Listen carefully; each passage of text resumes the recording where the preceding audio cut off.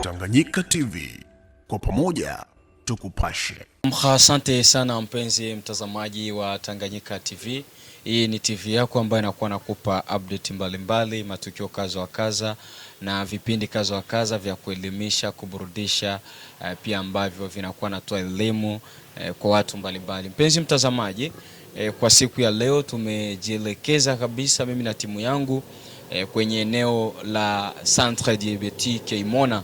Ni kituo cha matibabu ya wagonjwa wa kisukari ambacho kinapatikana hapa katika mji wa Baraka, na tuliweza kuja kwa ajili ya kuongea na kiongozi wa centre hii vile vile na namna matibabu yanavyokuwa hapa na ugonjwa wa kisukari uko namna gani, na imani kupitia exclusive interview hii mtakwenda kujua mambo kaza wa kaza kuhusiana na ugonjwa wa kisukari ambao uko sana katika mji wa Baraka na unakuwa unaathiri kabisa watu wengi. Labda ni kukumbushe kwamba mimi ni Safari Almas, nyuma kamera ni Abubakari Saidi. Niweze kumkaribisha kiongozi ambaye tunaye hapa. Kiongozi, jambo. Jambo mwanahabari. Ungejitambulisha?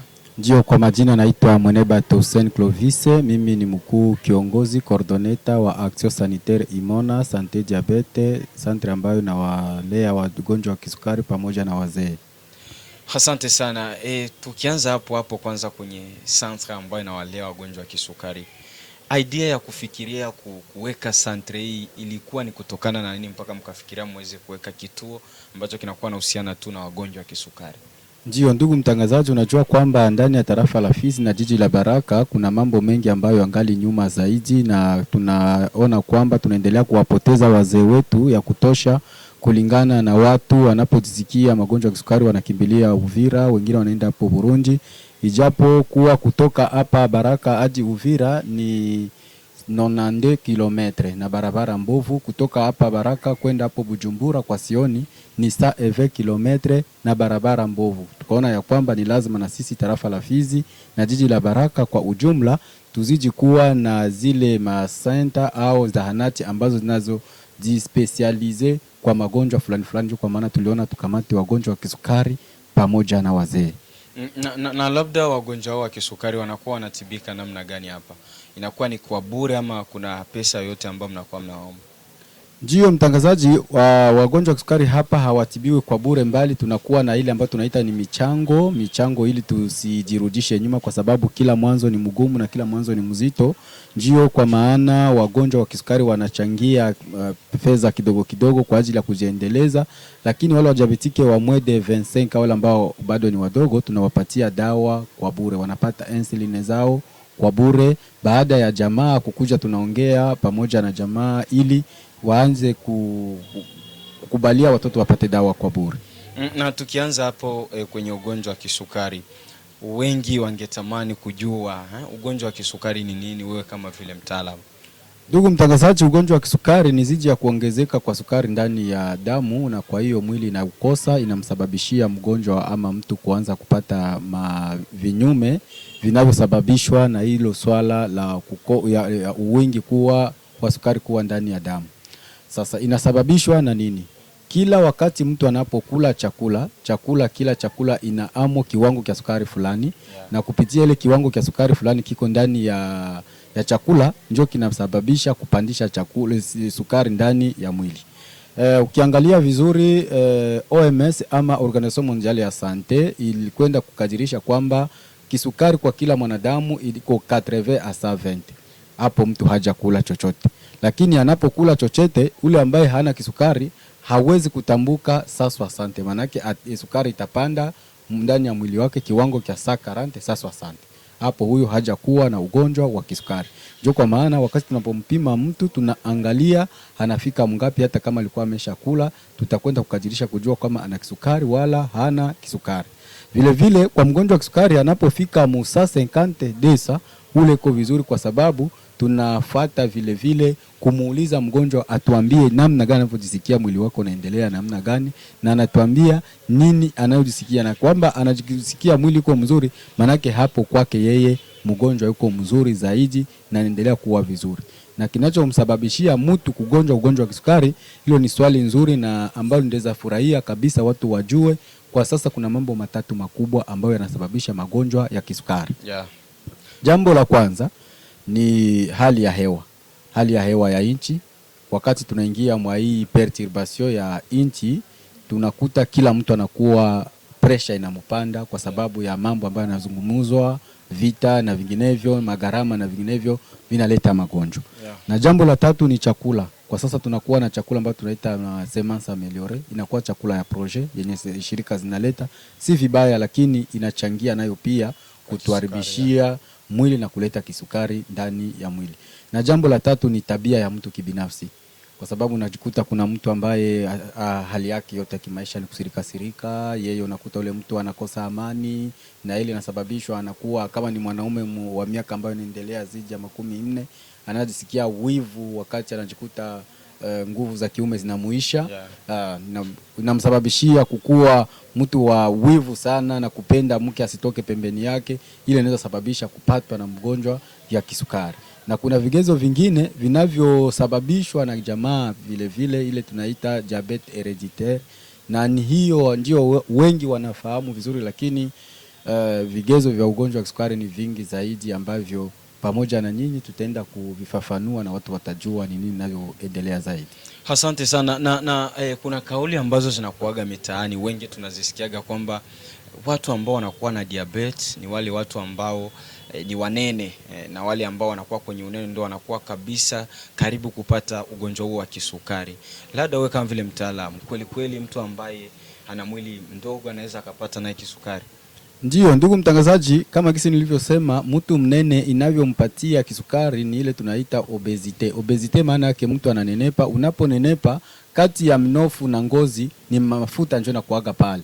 Na wakati mafuta inakuwa pale katikati, wakati nyongo tunapotumia chakula kama nilivyosema hapo mbele, tunapotumia chakula tuko na ile tunaita nyongo ama ndolo lugha ya mama, ile inakuwa ina secrete insuline. Ile insuline inaenda mchakula. Sasa inapokutanana mtu anakuwa mnene, mafuta inakuwa mingi, ile mafuta ina absorbe, inakunwa ile insuline yenye ilikuwa inaenda stabilize wala kurafine chakula nyeko mwili, hapo mtu anaweza kupata na ugonjwa wa kisukari.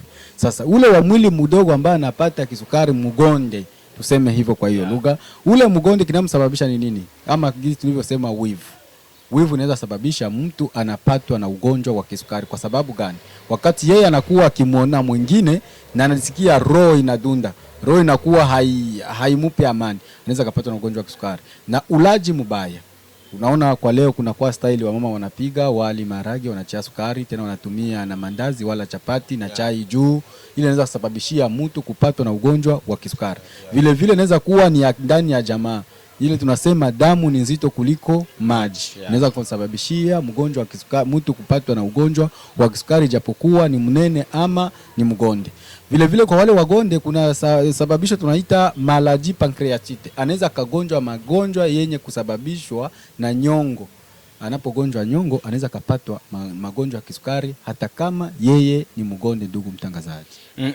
Na ukiangalia kuna kauli nyingi ambazo ziko, na kwa kuwa ulizungumza hapo ulisema kwamba mnakuwa na tibu kwa wale wa kuanzia miaka 15 kushuka kwa bure, wale wengine kuendelea ndo wanatoa ule mchango. Huenda labda watu wanaweza wakajiuliza, hivi na watoto nao wanapatwa na kisukari, angali mtoto hajatumia sijui vile vitu vya sukari, angali mtoto haja na mawazo ya kuwaza hiki na hiki, nini kinampelekea kuweza kupata kisukari? Na hiyo ni kweli watoto wanapata kisukari? Ndiyo, ndugu mtangazaji, kama kisi tulivyosema, anaweza kasababishwa kwanza na damu ni nzito kuliko maji. Inaweza ikawa kisukari ya ndani ya jamaa. Na hatua ya pili inaweza kuwa kwa sababu mtoto pia anazalika na akiwa kilema, akiwa hana mkono mmoja, hapo huyo hajafanya hajali hata fasi moja ili waseme kama amefunjika ile mkono. Maana kunaweza kuwa magonjwa ambayo yanaweza ikamuathiri mtoto ndani ya tumbo na inasababisha masumbufu kwenye nyongo, mtoto anapatwa na ugonjwa wa kisukari. Na hiyo mambo ya mtoto mdogo kupatwa na ugonjwa wa kisukari haiko huko kwetu zada sana, lakini kwa wazungu huko wanaelewa kwamba mtoto anaweza kapatwa na magonjwa ya kisukari hasa zaidi kwa mfumo wa mama wa kula. Wamama wanafunzwa kila mara ni lazima wafanye mazoezi ya mwili. Tunafunza wamama kila mara ni lazima wawe wanaheshimu kula vizuri, lakini wamama kuna wakati wanakula vizuri mubaya mpaka zaidi mtoto anakuja anazaliwa ni mnene sana. Kwa sababu kila mama ambaye amezaa mtoto wa bilo 3 na zaidi 3.5, 4, 5, 6, yule mama ana ugonjwa wa kisukari pia vile vile, na ule mtoto tayari amesha kuhadhiri na ule ugonjwa ya kisukari. Manake mtoto kuwa na magonjwa ya kisukari yanatokana kwanza ndani ya jamaa, ya pili kupatwa na magonjwa malaji pancreatite yanayotokana na nyongo, na ya tatu ni ulezi mbaya wa mama mtoto akiwa bado tumboni.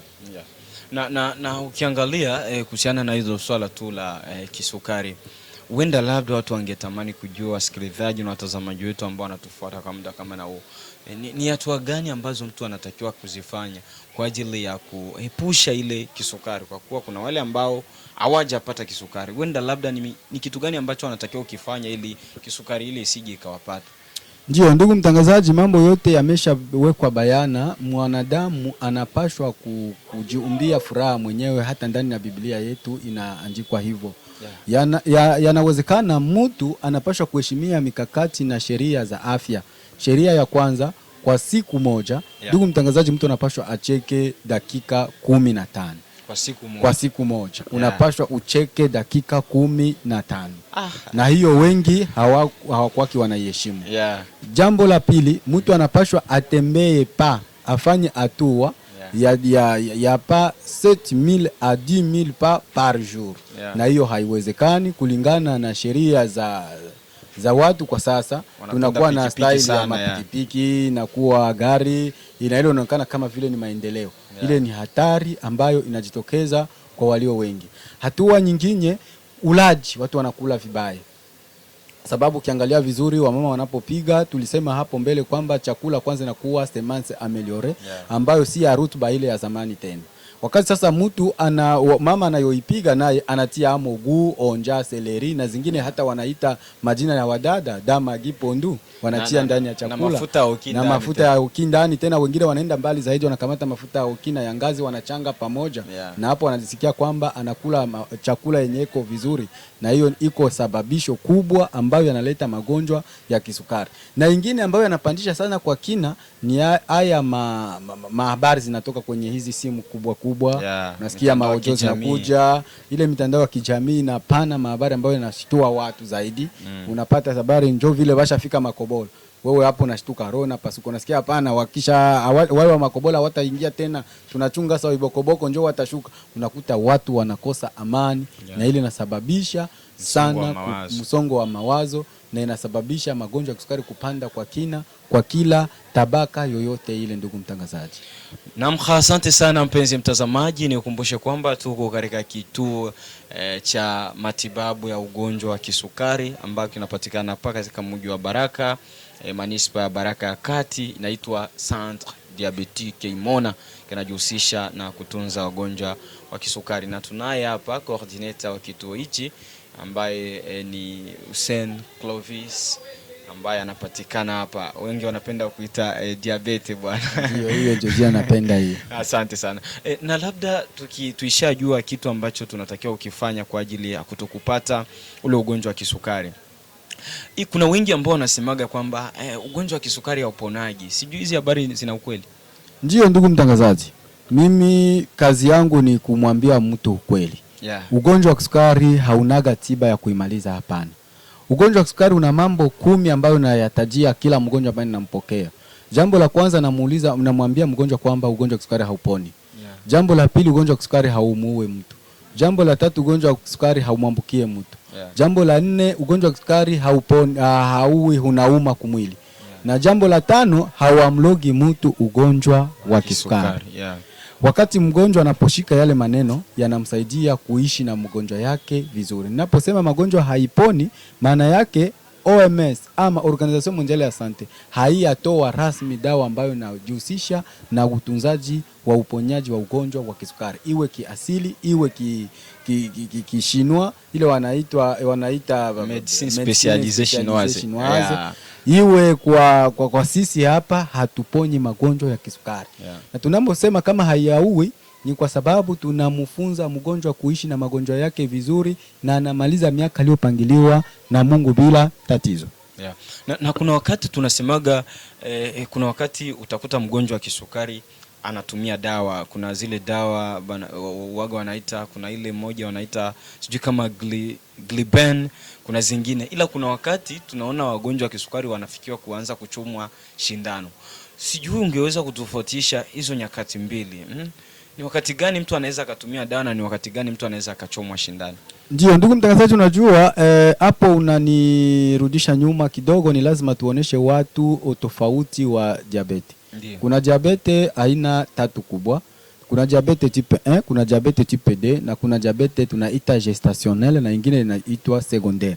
Diabete type 1 ni ile ya watoto wadogo, na hiyo inayo sababisho kubwa ndani ya mwili wa ule mtoto. Ndolo yake wala ile pankrea inaitwa nyongo haina kazi yoyote. Manake wakati mtoto anapoanza kula ama hatua yote anayoifanya, ile pankrea haisekrete ile insulini, kwa sababu insulini ndio inasaidia kurafine, make kukamula ile chakula, inakamata ile buchafu ambayo itaenda kuchoo, inatia pembeni, na inakamata ile energy, inadivize mu maselile. Sisi wanadamu tunaona kwa macho, tunaapresie mtu unakula vizuri bwana, naona unanenepa. Alors kuko ile ambayo tunaita diabete type 2. Huyu mgonjwa wa diabete type 1 mwenye secretion ya insuline haiko tena mwili yake, hata hawe wa miaka 100 hawezi akatunzwa na dawa ya vidonge, hapana. Ule anatunzwa na insuline peke yake, kwa sababu alama ya kwanza kwake huwa anagonda kwa madakika. Alama ya kwanza ile tunamgundua. Na ile diabete type 2 kuliko kunenepa yeye anagonda ya sana. Na ili tumurekipere ule ni insuline kuanza mwanzo mwisho. Vile vile kuna utofauti ambao tunaweza tukamwambia mtu pale. Kuna hata mtu wa miaka 15 ambaye anaweza gonjwa kisukari ya watoto wadogo. Ila sababishwa na magonjwa anaweza pata ile tuliita mamaladi pancreatite. Vile vile diabete type 2 ndio ile diabete inakuja na unene. Unakuta mtu ananenepa sana. Ule mnene maana secretion ya insulini iko nakuwa kupitia ile mafuta yenye iko nayo, tunaweza tukamongezea kidonge na ule mtu anaendelea vizuri bila shaka. Lakini dawa moja na kubwa ambayo inatunza kisukari ni ile tunaita insulini, kwa sababu kikuwa inapanda inakuwa muhai. Tuko na vipimo viwili vikubwa ambazo viko hako alama ya mshangao. Alama ya kwanza ni high. High ni Kiingereza, maana iko juu sana. Hapo kipimo inakataa, haijui inafika hadi mungapi, iko odela ya 6-7 kule vile. Na ile tunampiga mgonjwa insuline zoom. Sisi tunakuwa na ile insuline zoom, nyie mnavifahamu vizuri kisi mnazume. Lakini tunakogota kwanza mgonjwa ili tuepukane na madhara fulani ambayo mgonjwa anaweza kupata kuzidi ya ugonjwa wa kisukari kuwa unapanda kwa kina. Mgonjwa wa kisukari kuwa unapanda kwa kina, jambo la kwanza inamfanya mgonjwa wa kisukari kuwa kama vile kichaa. Anakuwa kama vile mwenye kuchanganikiwa, anakuwa mkali muparsele. Unakuta mzee anakuwa hafurahie tena wengine, anakuwa na comportement yenye inakuwa bizarre. Ile inasababishwa na magonjwa ya kisukari. Magonjwa ya kisukari inaleta ile tunaita asite kwa Kifaransa, wengine wanaita abonda, katumbu kanavimba. Hasa zaidi kama mgonjwa wa kisukari ajue anaweza kula nini na afanye nini. Ile ni madhara ya kisukari kuwa kinapanda kwa kina. Ugonjwa wa kisukari vile vile unampozesha mgonjwa, anapooza mkono na mguu. Hiyo tunaiona kama inakuwa inapanda zaidi. Ugonjwa wa kisukari unaleta kifafa, ndugu mtangazaji, wakati yenye mgonjwa hajui nini anapaswa kufanya, hasa anapotambusha muda wa kula. Anaweza kaanguka kifafa. Ndio kwa maana tunawakadirisha wagonjwa kufahamu kwamba ni lazima waende wanaelewa de 6h à 8h wakuwa wanakula kidogo, de 13h à 14h wakuwa wanakula kidogo, de 18h à 20h ni mwisho wa mgonjwa wa kisukari kula. Na anapokula il faut chaque repas anafa kula ka dessert kidogo kama matunda fulani na activite ya 30 minutes après le repas, kisha anafanya mambo mengine. Lakini ukiangalia hapo kuna zile ambazo tunajuaga kwamba mgonjwa wa kisukari kuna kauli ambazo nasema kwamba waga anakojoa sana. Kuna zingine wanasema kwamba mgonjwa wa kisukari hatakiwi kula matunda. Unalisema matunda kwa kuwa matunda mengi tunayajua yanakuwa na utamu ndani yake, na kisukari tunaona kuna sukari ndani. Hiyo iweke wazi watu wajue. Ndio ndugu mtangazaji, unajua kwamba mafundisho bandia ndio yanaua watu, na Biblia imesema kama watu wako wamekufa kwa kukosa ufahamu. Unajua kwamba kwa mambo ya mgonjwa wa kisukari hapo naona kama vile unaniingiza kinaga ubaga sasa. Wasikilizaji watajua mengi kabisa. Ndio, unajua hata ukipekua Biblia hakuna nafasi wamesema Mungu akachanga hembe msukari. Yani tunataka kumaanisha nini? Ndani ya hembe muna ile vitamini ambayo tunaita fructose. Fructose ni vitamini ambayo inatoka ndani ya matunda. Na ile mwanadamu hapaswi kuikosa, hasa zaidi kwa mgonjwa wa kisukari na mtu wa umri mwenye kuendelea.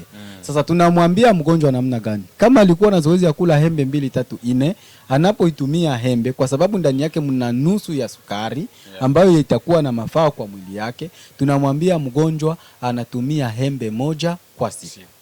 Anakula ndizi moja kwa siku. Anaweza kakata anana mara 4.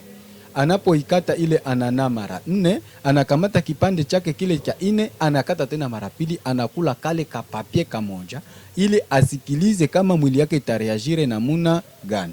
Na kwa vile vile kwa yale matunda yote, kuna matunda yenye haitaendana na mwili yake, hapo tunaingia mu regime alimentaire ya mgonjwa wa kisukari.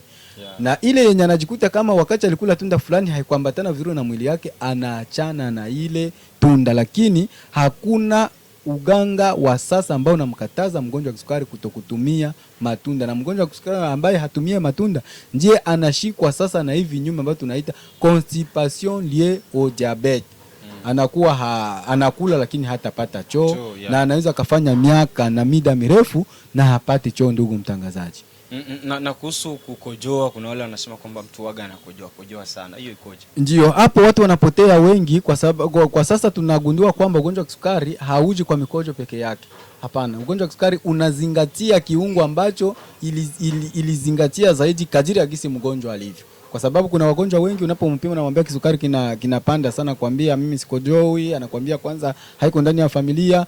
Maana yake kuna wachache njoo ikianza kukausha mate, mgonjwa anaanza kunywa maji. Na akishaanza kunywa maji vitambiji aanze kukojoa sana. Na wale wagonjwa ambao wanakojoa sana zaidi ni wale wa diabetes type 1, kwa sababu miongoni mwao ambao wao ile nyongo haifanyi kazi yoyote ile, inamsababishia sasa yeye mgonjwa kuanza kuwa anakunywa maji kwa kina na kuanza kukojoa na anagonda kwa madakika.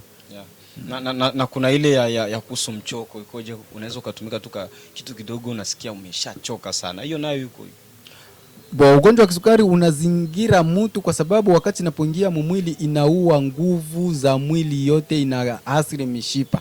Na wakati mishipa inahasirika, hapo mtu anachoka. Njoo kwa maana nisema kwamba inaleta kifafa, mtu anaweza kaanguka briske wakati ile hewa wala ile tension ya sukari kupanda ama kushuka inamuingia mwili.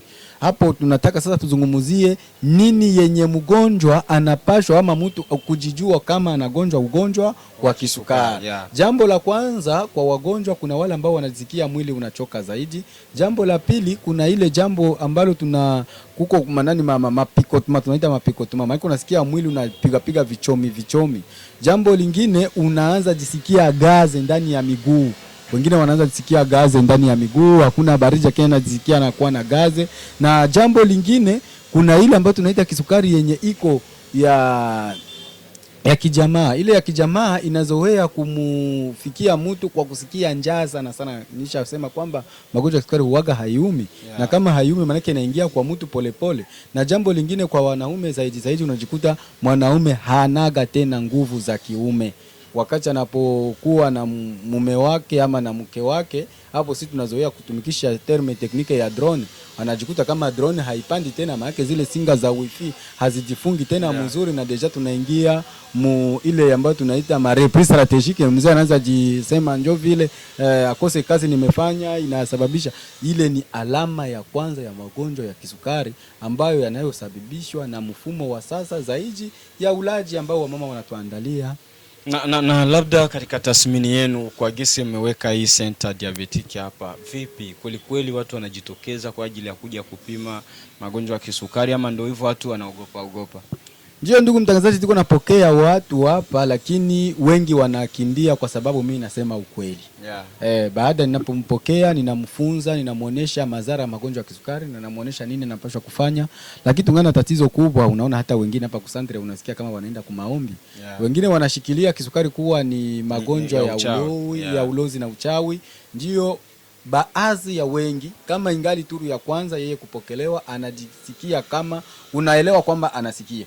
Lakini huko nje wanamwambia usipate insulini, ukishapata insulini hautapona, ni lazima kwanza uende upime kwanza kuasili uone kama itakuwa namna gani. Or wakati anaenda kule kuasili anaasirisha, analeta ma complication interne lié au diabete. Complication interne namna gani? Anapata na difficulté renale, anapata insuffisance respiratoire, kula anaenda pata magonjwa ya estoma inakuwa estoma kali, na vile vile anaanza jipresente maalama za kuchovu wa ugonjwa anaangali na miaka michache baada ya kupata ugonjwa wa kisukari. Na naona muda wetu si rafiki tena, labda kwa kumalizia una kipi cha kuambia raia wa Baraka, watazamaji wa Tanganyika TV na wale wote ambao wanakusikiliza na kutazama kwa muda kama nao? Ndio, ninaweza kuambia wale ambao wanasikiliza muda na saa kama na hizi, kwanza ninawashukuru nyinyi wa Tanganyika TV ambao mlitembelea, na kuambia watu kwamba tuwe na tabia ya kujipimisha mili yetu. Vile vile tuwe watu ambao watakwenda kurekebisha namna miundombinu ya kula, kwa sababu ndani ya chakula ndimo mgonjwa yako, na unapojikuta huko mgonjwa, kuja hapa ku Centre Diabétique Imona ufunzwe, kwa sababu ugonjwa wa kisukari haulewe na dawa, unalelewa na mafunzo. Na wakati unaposhika mafunzo utaendelea kuishi miaka yako yote kama vile gisi Mungu alivyo kukupangilia. Vile vile tuwe na confiance, kwa sababu wengi wazee wetu wanakufa huko Bujumbura hata Uvira, ni kwa sababu wanajituma, wanatransfere wenyewe. Ni lazima wangekuwa wanakuja hapa, tunatumika pamoja ili tuwape transfere ya kuwafikisha kwa hospitali wakiwa na afya njema na bora yenye kudumu, kwa ushirikiano wa Sisi Center na familia na mgonjwa kibinafsi. Asante sana mpenzi mtazamaji, tunakushukuru kwa muda wako kiongozi. Vile vile tunatoa shukrani kwa watazamaji wetu ambao wanatutazama kwa muda kama na huu. Nikukumbushe kwamba tulitembelea Centre Diabétique Imona ambayo inapatikana katika mji wa Baraka, karibu tu na barabara taifa namba 5. Hapa ndiko ambako inapatikana. Kwa hivyo tulikwenda kujua mambo mengi kuhusiana na ugonjwa wa kisukari na namna wanakuwa wanatibu wagonjwa wa aina hiyo. Mimi ni Safari Almas, nyuma kamera alikuwa ni Abubakari Saidi. Nakushukuru. Tanganyika TV, kwa pamoja tukupashe.